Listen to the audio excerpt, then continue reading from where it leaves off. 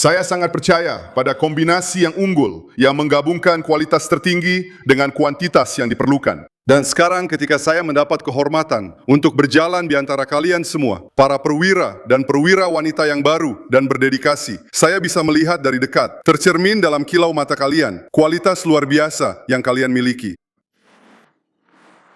Kami berjabat tangan. Inilah semangat tangguh dan luar biasa dari rakyat Israel yang akannya tertanam dalam-dalam di tanah airnya dan yang mereka lindungi dengan pengabdian tanpa pamrih. Dan sekarang, dari panggung tempat saya berdiri ini, saya juga dapat melihat dengan jelas begitu banyak orang, barisan demi barisan, terdiri dari ratusan komandan muda dan juga komandan muda yang ditempatkan di lapangan parade, dan syat. Kalian mewakili rakyat kita dengan penuh kebanggaan dan kehormatan. Begitu juga negara tercinta kita. Selamat untuk kalian.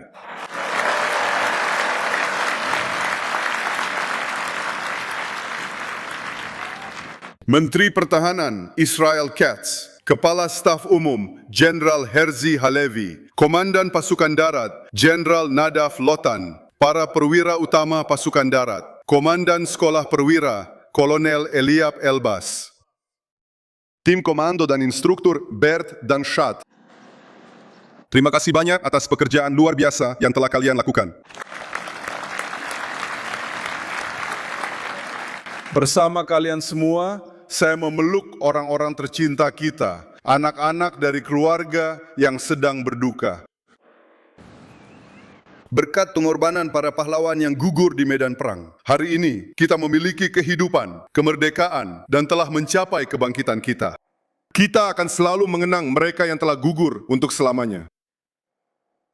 Kita akan menjaga dan menceritakan kisah mereka dari generasi ke generasi. Dan kita semua juga merangkul mereka yang terluka secara fisik maupun batin. Saya biasa mengunjungi mereka secara rutin di rumah sakit dan juga di berbagai lembaga rehabilitasi. Keteguhan semangat mereka sungguh tak terbayangkan. Dan para pahlawan yang terluka ini selalu ada di hati dan pikiran kita sepanjang perjalanan rehabilitasi mereka. Keluarga tercinta, terima kasih kepada kalian. Perjalanan panjang menuju pencapaian pangkat perwira dimulai dari rumah kalian.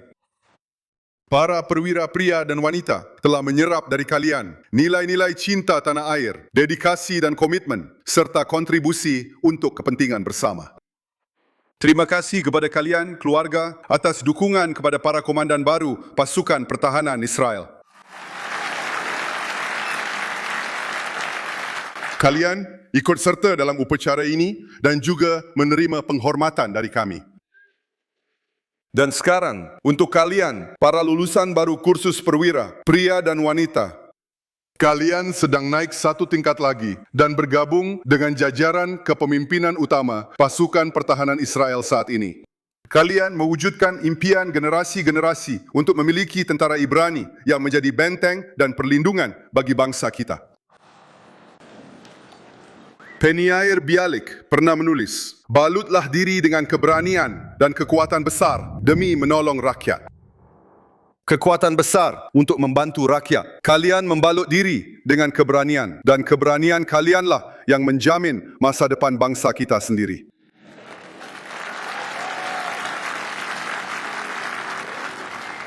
Kami bangga kepada kalian. Saya bangga kepada kalian dan saya percaya kepada kalian.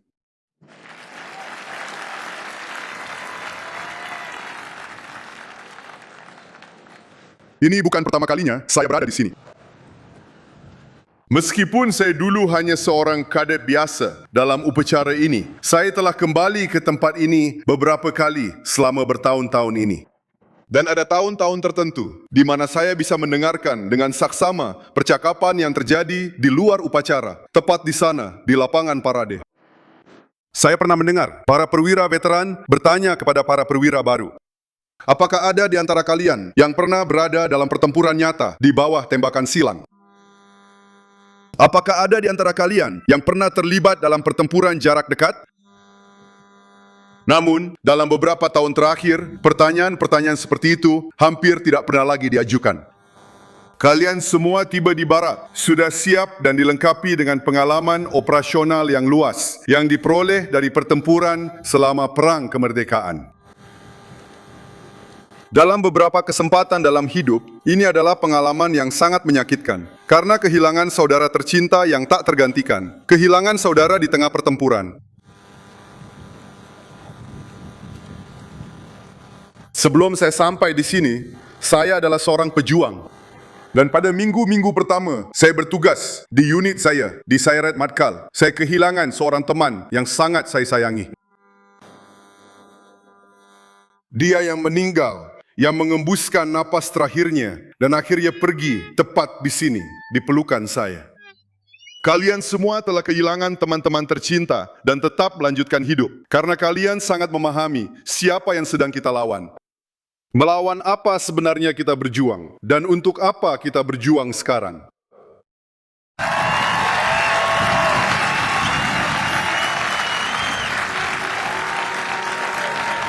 Kita sedang berada di tengah perang yang berkepanjangan di berbagai lini.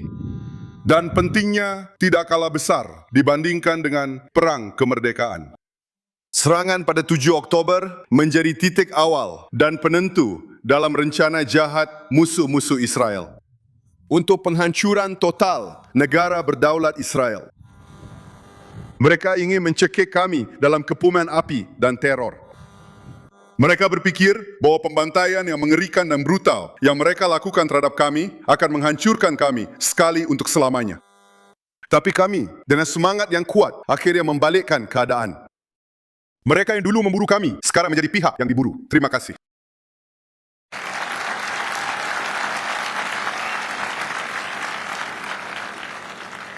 Jika saya menatakan kepada kalian semua, tepat pada hari kedua yang menentukan sejak dimulainya perang itu, jika saya berani mengatakan bahwa kita akan berkumpul di sini dalam waktu kurang dari 3 tahun, bahwa kita akan secara permanen mengubah wajah seluruh Timur Tengah, bahwa kita akan menyingkirkan tokoh-tokoh seperti Sinwar, Haniyeh, Deif, Nasrallah, dan seluruh jajaran pimpinan Hizbullah. Selain menetralkan sepenuhnya persenjataan strategis dari tentara Asad, kalian mungkin tidak akan percaya pada besarnya perubahan ini. Transformasi bersejarah yang telah kita capai bersama.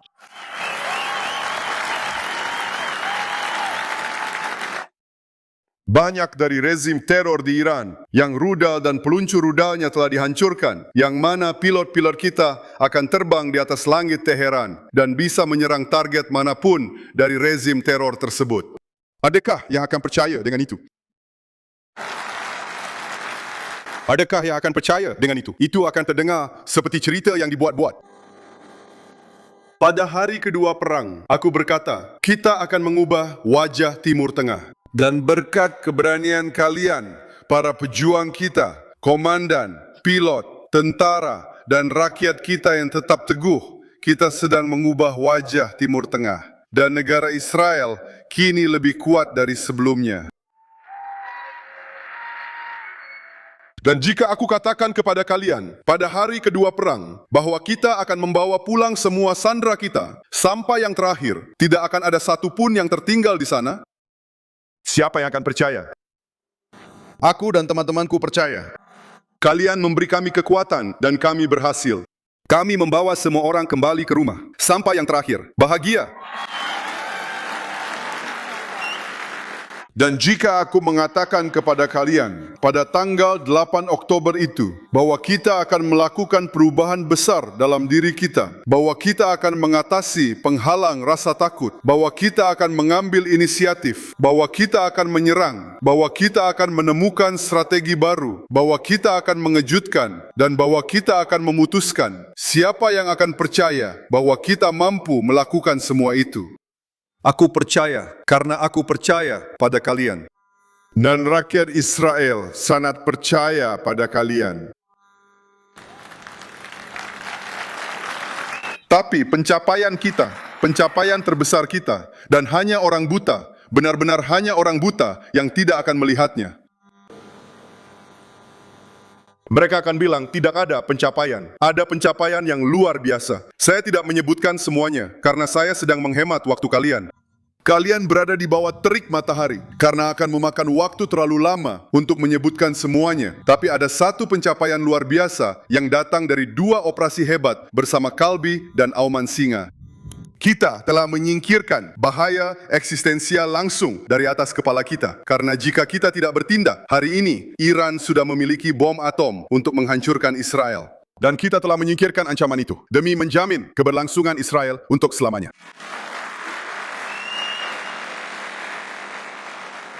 Masih ada tugas yang harus diselesaikan. Ya, masih ada hal-hal yang harus dilakukan terkait Iran.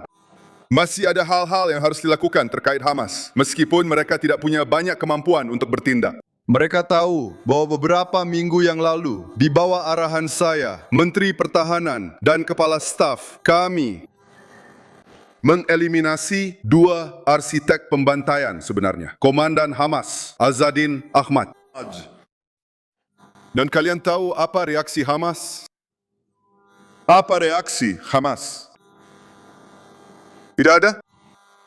Sama sekali tidak ada. Tidak ada tembakan, tidak ada roket, tidak ada apa-apa. Karena kita sudah melakukan banyak hal, tapi masih ada lagi yang harus dilakukan, baik terhadap Hamas, maupun terhadap Hizbullah, maupun terhadap Bronj. Kami sedang mengerjakannya dengan seluruh kekuatan, dengan seluruh energi, tetapi pencapaiannya sangat besar. Dan pencapaian-pencapaian ini diraih berkat para prajurit dan komandan kita yang pemberani, yang berjuang melawan mereka yang ingin mencelakai kita di selatan, di utara, dimanapun. Tidak ada rintangan yang menghentikan mereka, baik itu terowongan atau sarang teroris maupun garis perbatasan lama, tempat tentara-tentara lapar berkumpul. Saya sering mengunjungi medan tempur. Di sana, saya bertemu banyak dari kalian, bertugas sebagai pejuang di Brigade Manuver Khusus. Saya sangat terkesan dengan semangat kemenangan yang mendorong kalian maju, dengan keberanian, tekad, dan kecerdikan tanpa batas. Semangat yang tak tergoyahkan itu menemani saya dalam perjalanan kembali ke ruang rapat Kabinet Perang. Dan itu sangat membantu saya.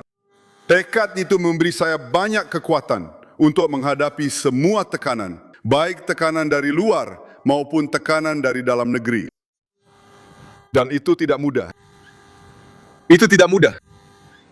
Tekanan dari luar, termasuk penghentian pasokan amunisi selama perang. Dan tidak ada yang lebih tahu betapa pentingnya hal itu selain kalian. Dan saya harus mengatakan kepada teman-teman Amerika kita.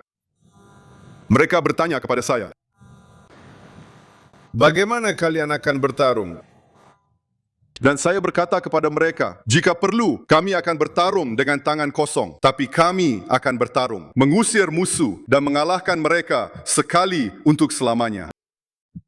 Dan itulah yang kami lakukan. Dan juga ada tekanan dari dalam. Juga ada tekanan dari dalam untuk berhenti. Di Khan Yunis, jangan masuk ke Rafah, jangan mengambil koridor Philadelphia, jangan maju ke Lebanon, ke Suriah, dan tentu saja juga tidak ke Iran. Kekuatan kalian, keberanian kalian, semangat juang kalian telah memberi saya dan rekan-rekan saya banyak kekuatan untuk melawan tekanan-tekanan itu. Dan saya ingin berterima kasih kepada kalian atas hal itu. Di Gaza, di Lebanon, dan di Yaman, di Iran, dan juga di tempat lain, baik yang terbuka maupun tersembunyi, mereka benar-benar merasakan kekuatan kita. Kita secara fundamental telah mengubah aturan permainan di wilayah kita. Dan saya ulangi lagi, di atas segalanya, kita telah mengubah diri kita sendiri. Kita telah memecahkan penghalang rasa takut dengan dorongan, inisiatif, dan sikap ofensif. Dan tangan besi kita menghantam siapa saja yang berani mengangkat tangan melawan kita. Di wilayah liar dan tak terkendali yang luas ini, tempat kita berakar kuat, terdengar satu kebenaran mutlak dan jernih. Ini adalah kebenaran kuno dan celakalah siapapun yang berani melupakannya. Siapa yang datang untuk membunuhmu, bangkitlah dan bunuh dia lebih dulu. Jangan pernah beri mereka kesempatan untuk mengambil nyawa kita. Kita hidup di Timur Tengah yang penuh gejolak, penuh badai, sangat biadab dan tanpa ampun. Dan aturan dasar ini yang tidak diakui oleh semua orang, saya percaya mayoritas rakyat Brazil mengakuinya. Hal ini sangat mendorong untuk membawa dorongan dan kebangkitan ke wilayah Renascimento. Hal ini menyebabkan fakta bahwa hari ini di daerah sekitar Gaza terdapat tingkat pertumbuhan terbesar di Israel. Inilah gambaran kemenangan. Di Lebanon dan Suriah, kami membentuk zona penyangga yang mencegah bahaya invasi darat. Kami telah menjauhkan mereka yang ingin menghancurkan kami hingga berjarak puluhan kilometer. Pasukan kami ditempatkan di puncak Hermon. Saya bertemu beberapa dari kalian di sini, dan kalian akan berada di puncak Hermon. Ini adalah pemandangan yang menakjubkan, tapi yang terpenting, ini adalah pemandangan yang menjamin keamanan kita. Kami mengendalikan selatan Lebanon dari puncak Beaufort, dan kami akan tetap berada di zona keamanan di selatan Lebanon selama diperlukan. Kami tidak berniat untuk mundur dari sana. Dan saya akan memberitahu kalian alasannya. Karena kami telah beralih dari sekedar mengendalikan wilayah menjadi mendominasi wilayah itu. Dan kami akan mempertahankan dominasi itu selama diperlukan. Dari sana, kami akan melindungi penduduk utara dan seluruh warga Israel. Saya dan Menteri Pertahanan telah memberikan instruksi yang jelas kepada pasukan pertahanan Israel. Kalian memiliki kebebasan penuh untuk menetralkan setiap ancaman terhadap tentara kita atau terhadap penduduk di utara. Kami percaya pada kalian, pada kepala staf, pada tim komando kami, pada para komandan divisi, para komandan batalion, para komandan kompi, pada masing-masing dari kalian. Kami percaya kalian akan bertindak dengan benar dan kami memberikan semua dukungan yang kalian butuhkan. Dan mengenai rezim jahat Iran, saya hanya akan menatakan hal berikut. Dengan atau tanpa kesepakatan, selama saya menjadi Perdana Menteri Israel, Iran tidak akan pernah memiliki senjata nuklir. Kami tidak akan membiarkan Iran mengembangkan bom nuklir. Itu saja. Tuan-tuan, seperti yang sudah saya ceritakan kepada kalian, saya menyelesaikan kursus perwira saya di Bahai. Saya pernah menjadi prajurit tempur. Saya dikirim ke sini. Saya kembali sebagai komandan. Dan saya harus mengatakan kepada kalian bahwa apa yang saya pelajari di sini membantu saya bukan hanya sebagai perwira dan komandan, tapi juga masih membantu saya sampai hari ini. Kalian telah memperoleh pengetahuan yang sangat penting di sini, dan saya yakin pengetahuan itu akan berguna bagi kalian sepanjang hidup kalian. Tidak jauh dari sini, di puncak tangga ini, di dinding sayap markas besar pangkalan, terdapat foto saudara saya Yonatan Yoni yang dipajang. Ketika dia menerima lencana siswa teladan dari mendiang Perdana Menteri Yitzhak Rabin. Saya teringat hal ini sekarang, karena 2 hari yang lalu, genap 50 tahun sejak operasi berani pembebasan sandera kita di NTB. Dalam operasi Yonatan, kemampuan luar biasa para pejuang Israel ditunjukkan, dan terutama dedikasi terhadap tujuan. Dari para perwira pasukan pertahanan Israel yang menyerukan, ikuti saya untuk melaksanakan misi dengan keunggulan tanpa kompromi. Juga dalam operasi NTB, semua sandera berhasil dibawa pulang. Kecuali 1 orang, mendiang Dora Bloch, yang saat itu berada di kota Kampala dan dibunuh pada hari berikutnya atas perintah diktator Idi Amin. Operasi penyelamatan di NTB membawa prestis internasional bagi Israel. Kekuatan pertahanan bagi Israel, kemudian abadi dalam perjuangan melawan terorisme. Keadilan mengalahkan kejahatan. Harapan akhirnya mengalahkan ketakutan. Sama seperti yang terjadi saat itu, begitu juga hari ini.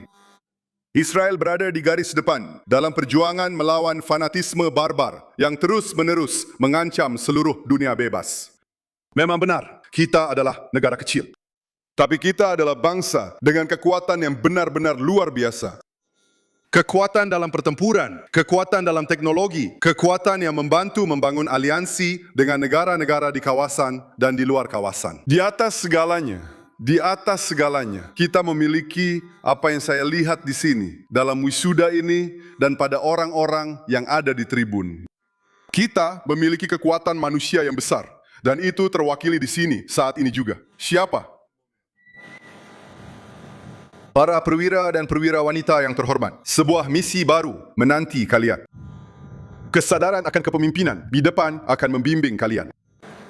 Contoh pribadi yang kalian tunjukkan kepada bawahan kalian akan menanamkan pada mereka kesiapan untuk bertindak bersama kapan saja dan di mana saja. Minggu lalu, saya bertemu dengan para lulusan dari kursus komandan peleton yang lain. Kursus komandan peleton cadangan. Prajurit cadangan berusia 30, 40, bahkan ada yang 50 tahun. Itu menunjukkan semangat yang luar biasa. Mereka meninggalkan keluarga mereka. Mereka meninggalkan anak-anak tercinta mereka, bahkan beberapa meninggalkan cucu-cucu kecil mereka, dan datang dari jauh untuk melayani dengan kehormatan sebagai perwira di pasukan pertahanan Israel. Dan salah satu dari mereka mendekati saya dan bertanya, "Tuan Perdana Menteri, bagaimana Anda melihat masa depan negara Israel dalam 30 tahun ke depan?" Nah, saya menjawab kepadanya, saya tidak bermaksud menjadi seorang nabi, tetapi saya rasa dengan penuh keyakinan saya sudah tahu jawabannya. Apa yang menentukan di wilayah kita dan semakin banyak di seluruh dunia? Yang kuatlah yang bertahan. Tidak ada tempat bagi yang lemah. Mereka dimakan dan lenyap. Dan saya melihat dalam 30 tahun ke depan, negara Israel akan menjadi lebih kuat daripada sekarang. Berkat orang-orang seperti kalian, berkat semangat kita, berkat semua kemampuan kita, dan yang terpenting, berkat semangat juang kita. Dan inilah perubahan besar yang kita bawa dalam sejarah bangsa kita. Karena sebelum berdirinya negara Israel, kita seperti daun yang tertiup angin. Kita dikejar-kejar dari satu negara ke negara lain, dibantai, diasingkan, dan ketika kita kembali ke tanah kita mendirikan negara, kita membentuk tentara, dan kita memulihkan kemampuan pertahanan bangsa Israel, kemampuan kita untuk membela diri dengan kekuatan kita sendiri. Kalianlah yang mewujudkan kemampuan itu. Kalian adalah para komandan dan pemimpin. Kita menjaga kemerdekaan kita. Kita menjamin masa depan kita. Kalian adalah benteng pelindung bagi negara kita. Terima kasih banyak dan semoga sukses. Dari lubuk hati saya bertindak.